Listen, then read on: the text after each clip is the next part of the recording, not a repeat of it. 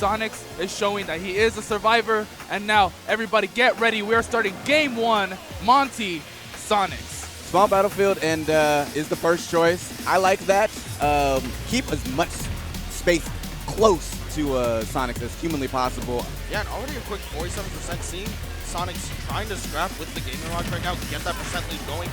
Hoping attack to get the edge guard started, but it's Monty fighting his way back. I will say their previous encounters, Monty has had a little bit of trouble trying to deal with spin dash. There are up Bs, there's F tilts, but at the same time, the speed to contest with spin dash is not something that every character has. No, not at all. And so, like we said, a lot of patience is needed, but patience cannot save you from dying from the up smash around 103. Good early start for Sonics. You know, playing his game plan, as we know, that revolves around using the stage to his advantage and, of course, his speed. Yeah, and it really is a mental challenge at that point.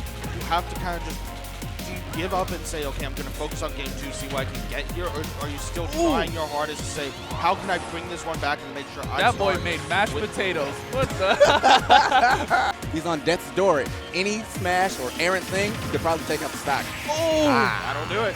Like we said, a lot of reactionary play here from Monty, keeping it very, very even. I like that center platform just for him to kind of shark with nairs and get bigger damage strings earlier in the game.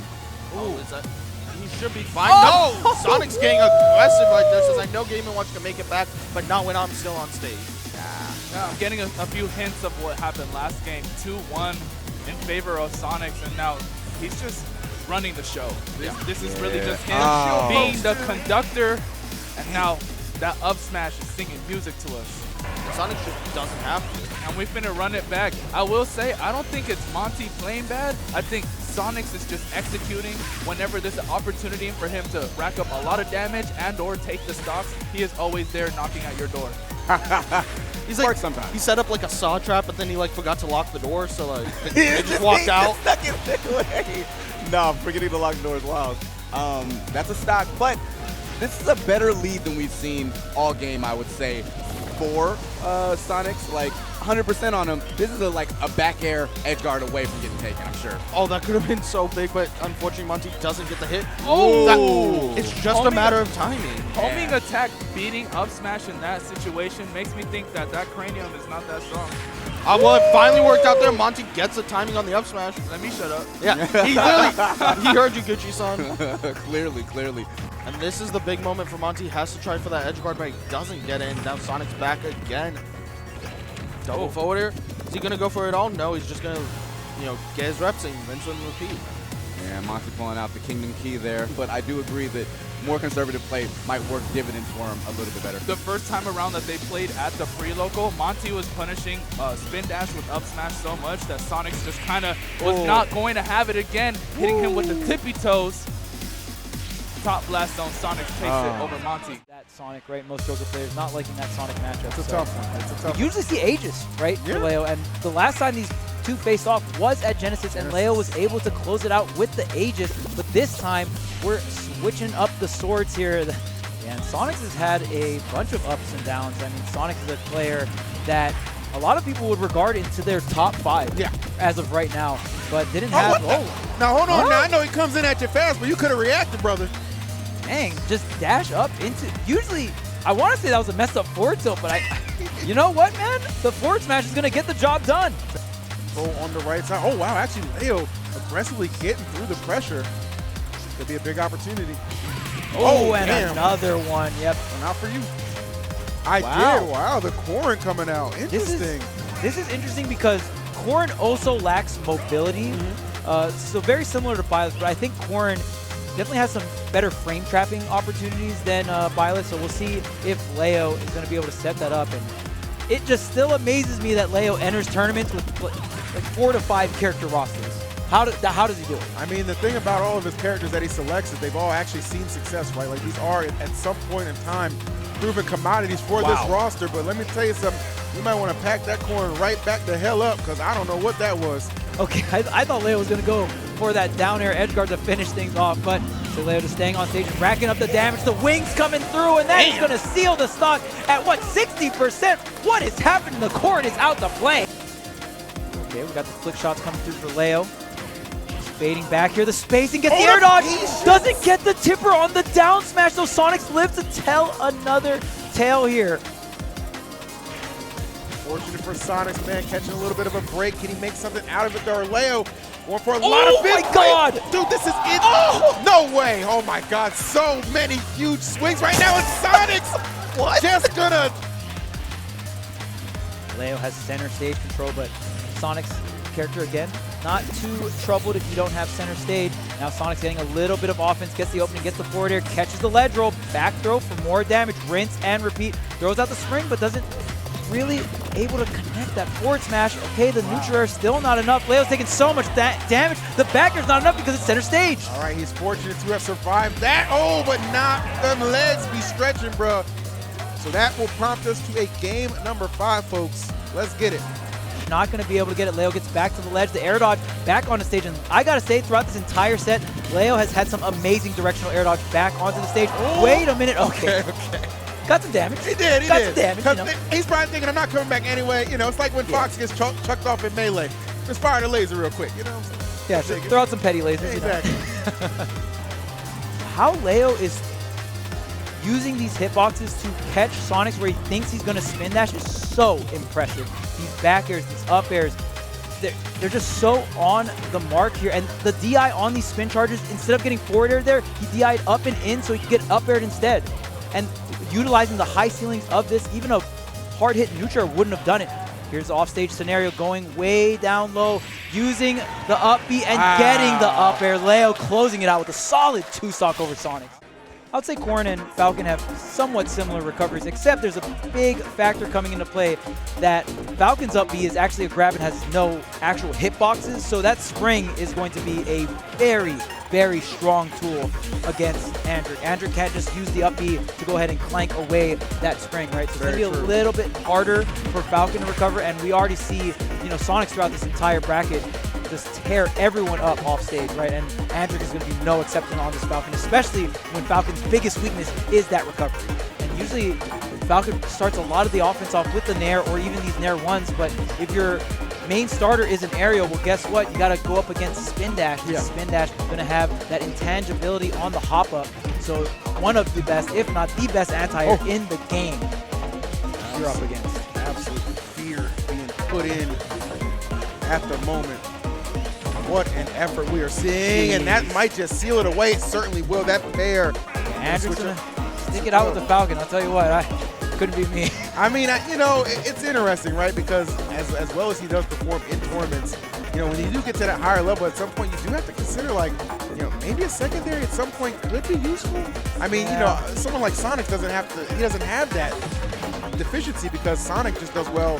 I mean, it's like the whole damn pass. You know what I mean? Like, right, but so I will say for him is a lot easier. I will say Sonics stuck it out with Sonic when everyone in the Smash community thought, you know, Sonic was a bad character in the first 1 or 2 years. Well, yeah, but everybody just said that because they didn't want nobody to play him.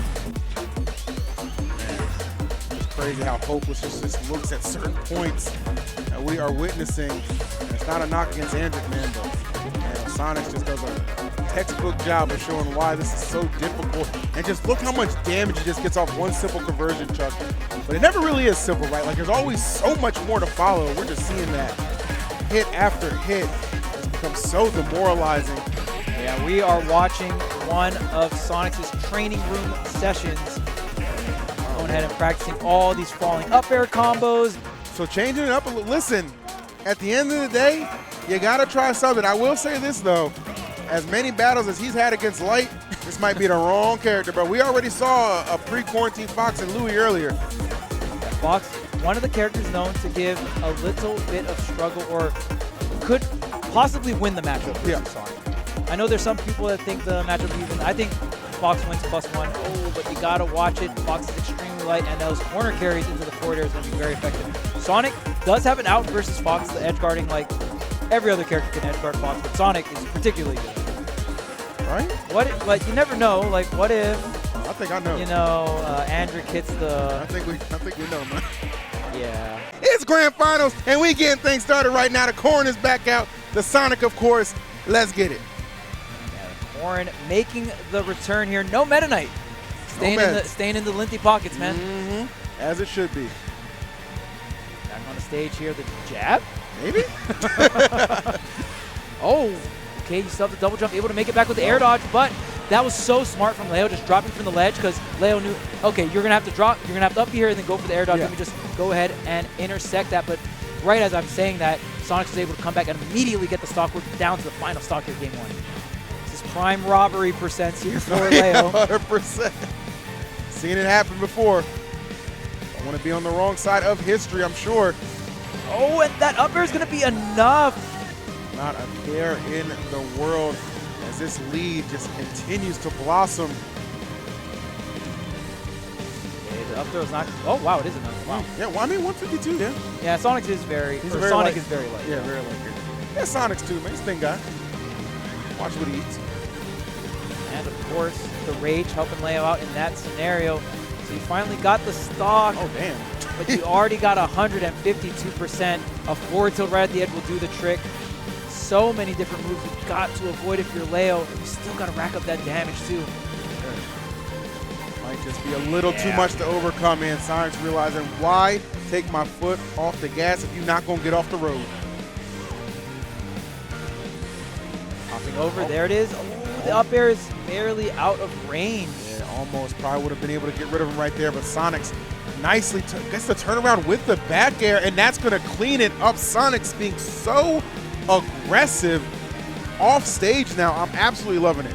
These edge guards are online, but so now. are the pins for MK Leo. Those pins right at the ledge, catching Sonic's up being there right to the ledge of the stage, just to help you out. Just a tad bit. Just to make sure that back throw is enough, and especially on Town and City, going to have those small side blast zones. Make that KO a lot more absolute. And these back airs, wow, the air dodge doesn't get caught, but there's no double jump on Leo here. He has to up B.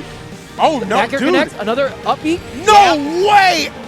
An absolute tear unanswered as Sonic's 3-0ing in Grand Final Set 1 to force us into some overtime. Safe back air here coming out.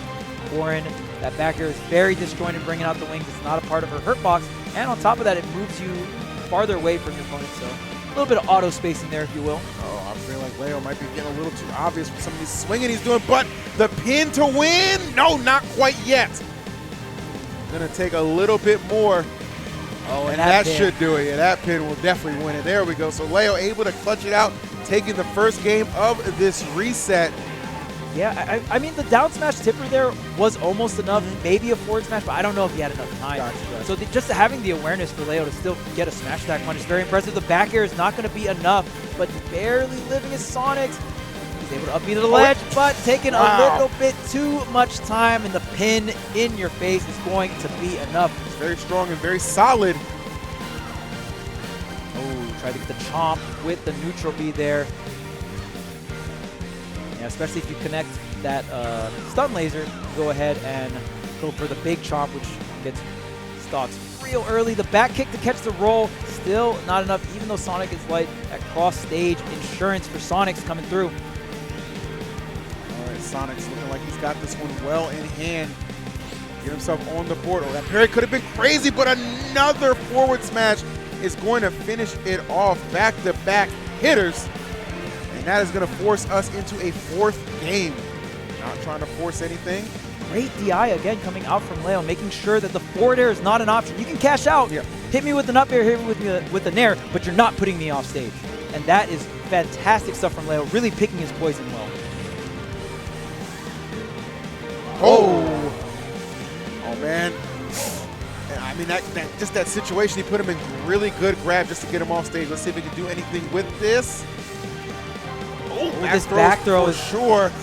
Really bad position here, but using the back air to move around Sonic's edge guard, gets the kick, but cross stage is not going to be enough. Oh my goodness, Leo using every trick in the book just to survive, and the pin in an instant. If you blinked, you missed it. But open your eyes to the fact that MK Leo takes his place at the top of the Wavedash mountain, and he is your champion for 2023.